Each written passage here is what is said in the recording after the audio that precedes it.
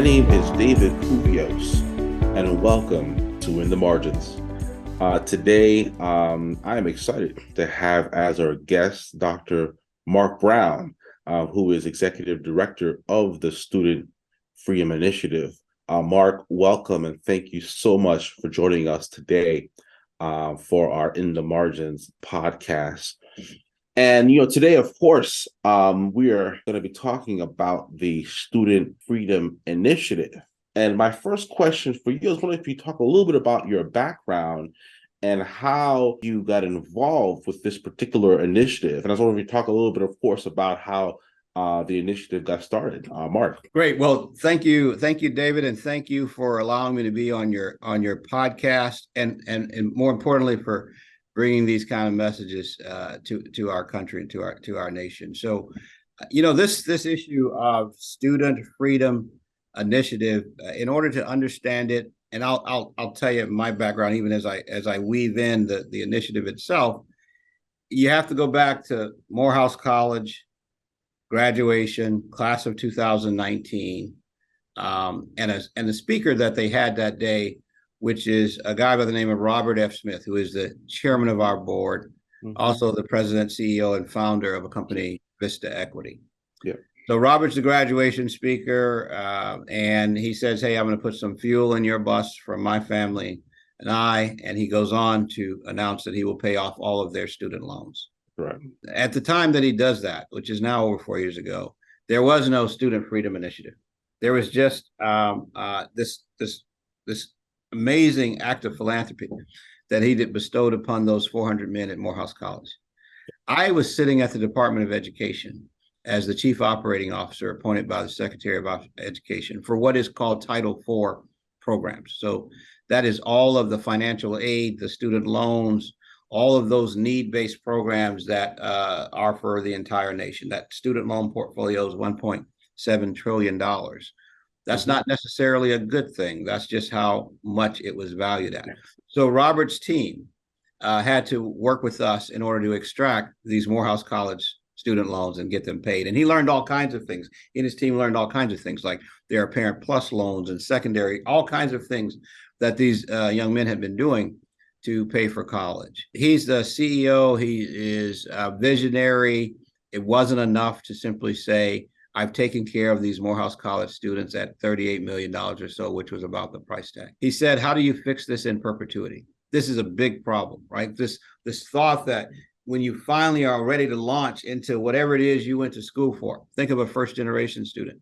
You're finally going to do it, right? You're going to change perhaps the social and economic outcomes of yourself and your family. And you went to college to get started, but you can't really take off because you're being weighed down by debt. How is that living out the social and economic mobility required of education? So he says, I want to do something that fixes it and fixes it in perpetuity, forever, not just one trip to Morehouse College. That started the Student Freedom Initiative. I was fortunate that I got an opportunity to be the executive director. I left the Department of Education. We are now headquartered here on Pennsylvania Avenue, on Midway, Pennsylvania Avenue, where we run this nonprofit organization called Student Freedom Initiative with 4 areas that we work on. I was glad to do it, first of all, because I am a historically Black college and university graduate and product. I went to school in Tuskegee, Alabama.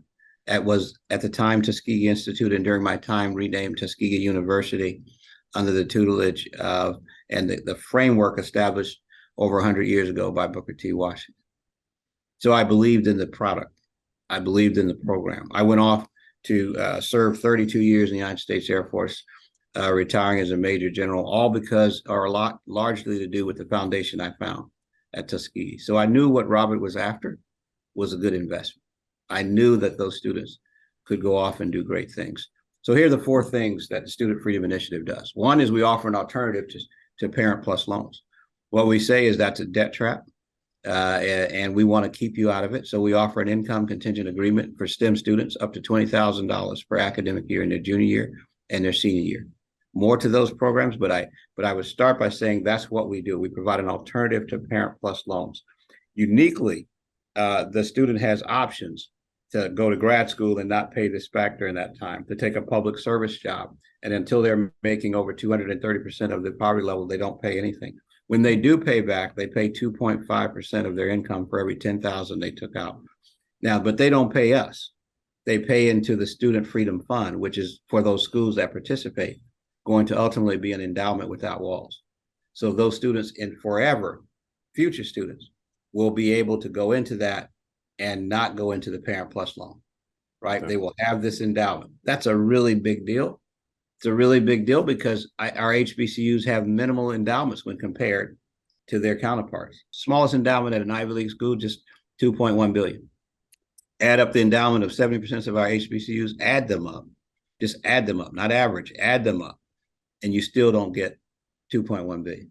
Yeah. So you see the difference. That's the first thing we do. The second thing is we partner with an organization, Intern XL, that's been in existence longer than us, to provide meaningful internships. Over 20,000 students are on the platform. Over 200 companies, many of which are Fortune 500 companies, are on there with pledges to offer only paid internships, to make sure that they get a stretch assignment during that internship, and to make sure that these students have meaningful work during that time. The students also can have access to over 80 certifications, cloud-based certifications, IT certifications, cyber certifications that make them more employable at no cost.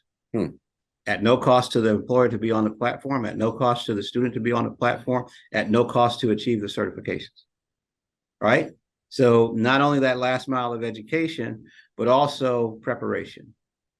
Right. So preparation of that student to do well. 60% of the students who get internships will work in that industry and get good jobs. So the third thing we do is we focus on the student, and we know the economic framework of many of the students that we work with. And so we offer, for instance, with our partners at Prudential, a program called Handling Everyday Life Problems for Students, where we will give a student a $500 or up to $1,000 in a grant to take in order to handle a non-tuition related emergency. Broke down car, tire went out, camera on the computer doesn't work, death in the family, round trip ticket home. It happens every day. Yes. Right? Now, if you come from a place where we're just going to write the check and get you there, no problem. But for some, it can take you off of your path toward graduation. Yep. I want you to stay on your path and be resilient. That's an example. Student investment program puts $1,000 in the pockets of a student who finishes 2 investment courses. And then that's their first investment. Imagine a freshman that's now going to watch this stock. They can't touch it until after graduation, right? So changing the habits of mind, learning a new skill set. And then the fourth thing is we invest in the school. That could be access to broadband. That could be IT infrastructure upgrades with our great partner at Cisco, which we're doing at over 40 schools, or fixing it up so that they will be secure against cyber attacks. Because that's necessary for them to continue to have access to Title IV funding. We do all of these things. For that was just the treetop levels of them. Our focus of all those things and where they weave together is the wealth gap in America through the lens of education, right? So attacking that wealth gap in America through the lens of education, that student that comes out is better prepared, in a position with as little debt as possible to go out and contribute and build wealth for them and their family. I was wondering if you could talk a little bit more about this financial literacy piece, because it's interesting. You talk about efforts to spread light, spread information about financial literacy, because you talk about, of course, this wealth gap, which we know is persistent, it's long-standing. If you look at Black students, minority students, and the majority population, I was wondering if you talk about this financial literacy piece and how SFI specifically is engaged with students really to spread information, because you talk about Parent Plus loans. Parent Plus loans are popular, right? They're easy, right? A lot of parents, even like myself, would see that as as really the only vehicle, that's readily available to educate their children. But interestingly enough, you're saying that we have an alternative. Talk about a little bit more, please, about efforts to enhance financial literacy for underrepresented populations. So we partner with Prudential, and I'll give you one example. Prudential to offer financial literacy courses to first-generation college students and first-generation college parents. They discuss and learn through interaction and courses that they're actually in. Things like the terms that you see on the free application for federal student aid, capitalization, right? Capitalization of loans, bank accounts, maturity date, the impact of interest, right? Compound interest. Now, these are, I think it's almost criminal to put in front of a first generation college parent a form and say, sign here so that Johnny can complete his registration and go to school. Do you think that that parent will go through their options in a judicious way, or they will take whatever is offered to them in order to make sure Johnny continues to school? The data says the latter, but not understanding the terms could be disastrous.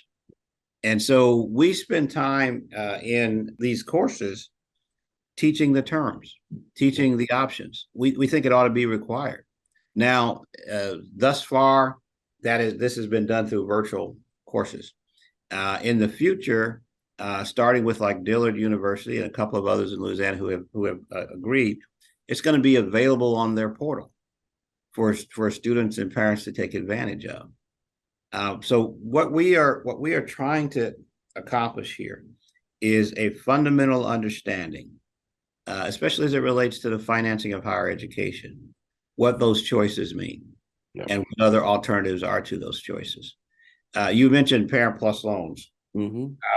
Our data says that 63% of students at HBCUs participate in Parent Plus loans, almost 7 out of every 10. Our data also says those loans default at 5 times the rate of others, and the debt is held twice as long. So I'm going to give you one more scenario as to what we're teaching in financial literacy. I'm in Atlanta, Georgia, in my previous job as Chief Operating Officer, Department of Education. I phoned somehow, a lady customer gets my cell phone. She calls me up. She says, I want to buy a house. And you all issued these loans, and mine is current for my son. But the debt to income ratio, because it is such a significant debt, the debt to income ratio has put me out of the home buying category, right? So she's paying it. She's probably paying under one of the minimum payment plans. So is that a good situation or bad? Is that parent who has never owned a home before is finally in a position to own a home, has a debt to income ratio that takes her out of the acceptable buying range without some incredibly unreasonable interest rate, right? So what is the biggest step toward wealth growing, at least in most communities? Home ownership. If you are delaying home ownership because of a student loan, then is your education doing what it should be doing for you? So should we educate people as they make these decisions on the impact of the debt, even if it is current, on their credit reports? That's the kind of education. When I say education, that's the kind of education that now we have not taken it to scale yet. We need to do more of it. We are just at the beginning of it. We need other companies similar to what I just explained with Prudential to come on board and join with us in educating the population, especially first generation, on what these decisions mean and what alternatives there are to it. I'll give you one other thing. If you are a STEM student, and is your future income more important to the decision process than your parents' credit score? Our income contingent agreement says that it is. We're willing to bet on you, if you will, without a credit check and without your parents' signature, based on your skin in the game that you've done already in making that pursuit toward getting that, let's just say, chemical engineering degree, because we know there are more demand than there are students in school right now that would be able to do it. And so we know that you'll be in great demand, and we would rather invest in you in that way. No, fantastic. I want to talk some about the HBCU stakeholders. Of course, the announcement that Robert Smith made at that Morehouse graduation got a lot of attention, right? But of course, we know we have over 100 HBCUs, and I know you've talked some about other HBCU partners. And so I was wondering if you could talk about the partnerships that you have with HBCUs and your engagement with various HBCUs on some of these issues. I was wondering if you talk about some of the HBCUs involved with SFI. Yeah, I think if I say name HBCUs, and now you might do better on the quiz question than others might, but if I were to say, hey, name me some HBCUs, I think there are about 6 or 7 that would pop up every time. Mm-hmm. We have almost 60 in our portfolio. Okay. So it is not just the Sweet 16, if you will, or the amazing 10 or 12 or whatever that are known very much. We talk about our partnerships with maybe less known HBCUs who have incredible capabilities, right? That we then try and match with industry needs. There is a school in South Carolina. South Carolina has lots of HBCUs, and they've developed an amazing homeland security type program, forensics program. And if you think of some of these universities and what they are doing, we like to connect them with the Department of Homeland Security, right? To say, are you working with these folks for internships and future relationships? The same is true in the cyber farm that's being built at Savannah State College, right? Savannah State College is building a cyber capability. There are more cyber demands than there are cyber jobs. How many people know that Savannah State College is building a cyber capability right there in Georgia? They are doing it, and our job is to promote Savannah State's capability to industry and to the world at large and to investors. So an industry comes to us, and I'll try not to name the industry. They say, we're in the aerospace business, and we have less than 2% of our folks that are of color, and we've been trying to develop a pipeline, and we just can't find the talent. Mm-hmm. So, well, let me give you these 6 schools who have a School of Aerospace Engineering. Let me tell you what their juniors and seniors look like. And let me tell you what their freshman and sophomore pipelines look like. Will you commit to X number of internships per year? And when you commit to X number of placements every 2 years? If you do, and you stick with us for the next 10 years, you won't have a pipeline problem anymore. And you don't have to go to 101 schools to find them, because we've already gotten the talent here. We brought it into these 8 that specialize in that. And we're going to ask you to work with these 8, and we're going to help you develop your pipeline. Last year in 2022, at the White House Initiative on HBCUs, we brought in over 40 companies. We sat them at round tables, and then we called it the HBCU fastball. We put the schools with them who had that particular talent. And we said, let's talk. As a result of that, and I don't believe it's public yet, so I won't make the announcement, a school is about to launch a hospitality management program with a major hotel chain on the right off of their campus, with students working in the hotel, learning the skill sets, and it integrated into their curriculum. Those are the kinds of relationships that interest us. I'll give you one other. We've been all across the country talking about broadband connectivity and how 83% of our HBCUs exist in broadband deserts. Mm-hmm. My colleague was in Albany, Georgia, about 3 days ago. Albany State College. You familiar with the Albany State College Rams? Mm-hmm. Out in Southwest Georgia, I think it is. A lot of broadband deserts around there. We are looking to help them by providing a grant for them to have a program manager, providing grant writing services, and then connecting them in the state with the state of Georgia's digital equity plan, so that they can win the grants necessary for digital literacy, digital devices, and consistent connectivity and infrastructure in Albany, Georgia. Now, a company is going to have to come into Albany and help with the digital literacy help desk, right? Kind of operation as they stand this up. Let's assume they win the grant. Who should work in that company? Who's the most trusted source in that community? I would argue that it's Albany State College. If you want the people to come in and go to the help desk and get help, where's a good place to centralize that? On the campus of Albany State College. Who's a good student to work in there? The students that have that interest in information technology. Does that look like the future of work? I think it does. And I would argue, who wins when that happens? Everybody. Yeah. Everybody. small business that's going to have connectivity, right? The family that's suddenly going to be the elderly person that's going to be able to do telemedicine now because they have it, and the student who's going to be connected to the future of work, combining both how they work and how they go to school together. We're going to do that at 70 communities that host HBCUs. We're going to do that, and we're already started on it. I was interested to see a partnership that was forged with a tribal college. And so I wonder if you talk a little bit about efforts and plans to engage with non-HBCUs that are serving, of course, minority students. Right. So our very first tribal college is in Wisconsin, La Corte Ojibwe, right? You probably saw that. I signed the agreement with that college a few weeks ago.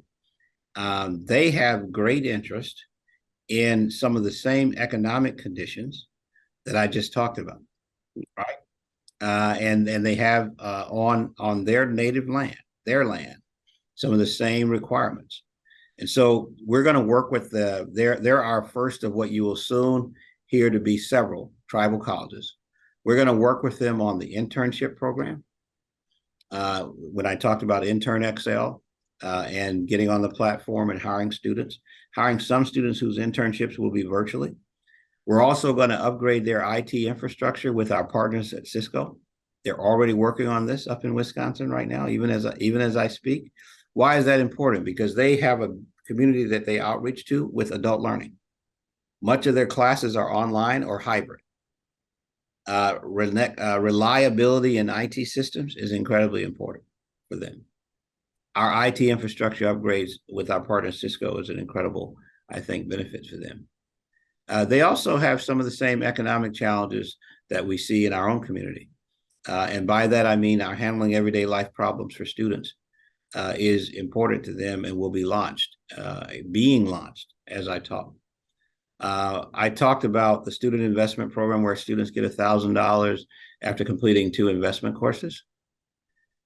We've got 493 students in that course and continuing to build it as I speak. Some of the remaining slots will go to our tribal college universities. There will be some tribal students there. This is in my opinion, something that lifts all boats, right? To me, when we have people that become economic earners and wealth builders, there are no losers in that, right?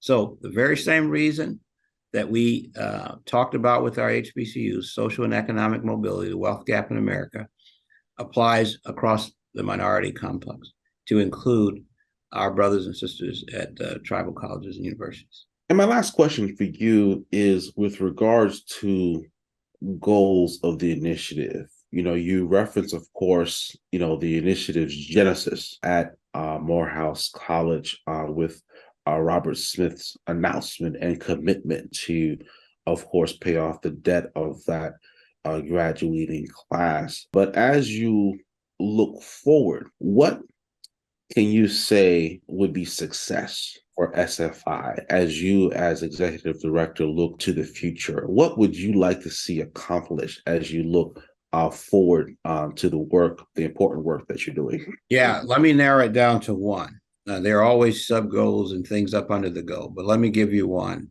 and let me give you a year and a path toward that year. 2028. By the year 2028, we need a $500 million endowment without walls for all of our participating schools. It needs to be unique in this way. Some of the resources that are in that make up that $500 million are philanthropic for sure. Gifts from well-meaning and socially aligned folks such as Robert Smith and his gift that he contributed to it, but others as well. Corporations, industry, you name it, that believe in this cause. They have done it. Some of the funds are coming from those students who have taken advantage of the Student Freedom Agreement and are now paying it forward. But they aren't paying the U.S. Treasury. They're paying back their schools and schools like theirs for an endowment. That allows this endowment to replenish itself each year to some degree. And like a revolving fund going round and around, it works in perpetuity. So now, first generation college student Tougaloo College, chemical engineering major, needs money to complete school. He's $8,000 short. Goes to the endowment without walls. He gets the $8,000. When he pays it forward, he goes on to work for company ABC. When he pays it forward, he's paying it back essentially to Tougaloo. Yeah. And this begins to take care. We are the help that we need. It begins to take care of us, right? As we try to go through this college journey that is supposed to have a positive ending for us and our family of social and economic mobility. That's the goal. That's what we're doing this for. This is what this is all about. We continue to call out to others to come aboard because, that little example I gave for Tougaloo College, the student isn't the only winner. His family isn't the only winner. Tougaloo College isn't the only winner. The company that can't seem to hire enough chemical engineers coming out of college and have never been over the last 2 decades able to diversify their pipeline, they just got one. That's our goal. Well, Mark, I just thank you so much for taking some time out of your busy schedule to discuss the important work that you're doing. Fascinating conversation, vital work that you're engaged with. And I just thank you so much for sharing with our audience. Appreciate it very much. Thank you. And thanks for what you're doing and my best to your audience as we all look at this kind of work. Sounds good. Thank you, Mark. Take care. Appreciate it.